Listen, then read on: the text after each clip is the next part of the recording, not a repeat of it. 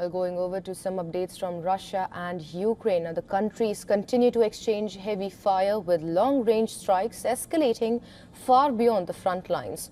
Well, it was another deadly weekend for both the countries as the war claimed at least 14 lives on both sides on Sunday.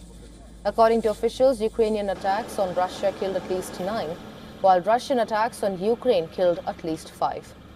Swarms of drones launched overnight by Ukraine struck Russia's Belgorod region, which borders Ukraine. 4 people, including a 13-year-old girl, were killed in the attack. In a separate drone strike, 2 people were killed in Russia's Saratov region, while 3 others died after a strike targeted a car in the Udmurtia region, more than 1,000 kilometers from the front line. Ukrainian forces have intensified long-range strikes deep inside Russia, increasingly targeting economic and energy infrastructure in an effort to weaken Moscow's capacity to sustain its more than 4-year-long war. But despite the escalating attacks, Russia's military campaign appears largely undeterred.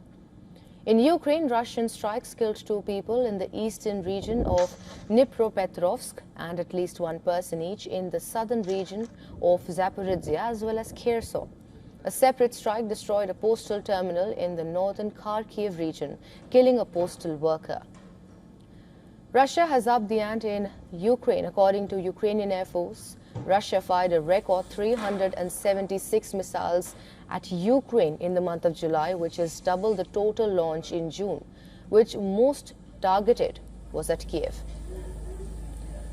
Now, Moscow is apparently seeking to expose Kyiv's shortages of key defense systems as it struggles to make advances along the vast front line. Ukrainian President Volodymyr Zelensky has renewed his plea to Western nations to provide much-needed air defense systems to protect the country's cities and critical infrastructure from aerial attacks.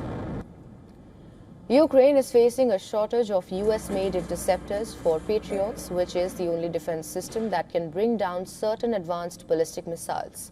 Meanwhile, US-led talks to end the war has been effectively since February has been going on when the US and Israel launched joint strikes on Iran.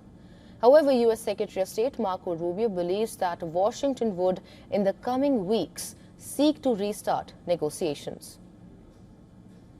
You're going to see some efforts over the next few weeks to see if we can't restart talks between the 2 sides and bring this war to an end. But we also understand that both sides have some pretty strong red lines, and until we can bring those red lines a little closer together, we're not going to be there yet. But we're ready to go, and the president's told his team, if you see an opportunity to be a force that brings about some momentum behind peace talks, let's do it.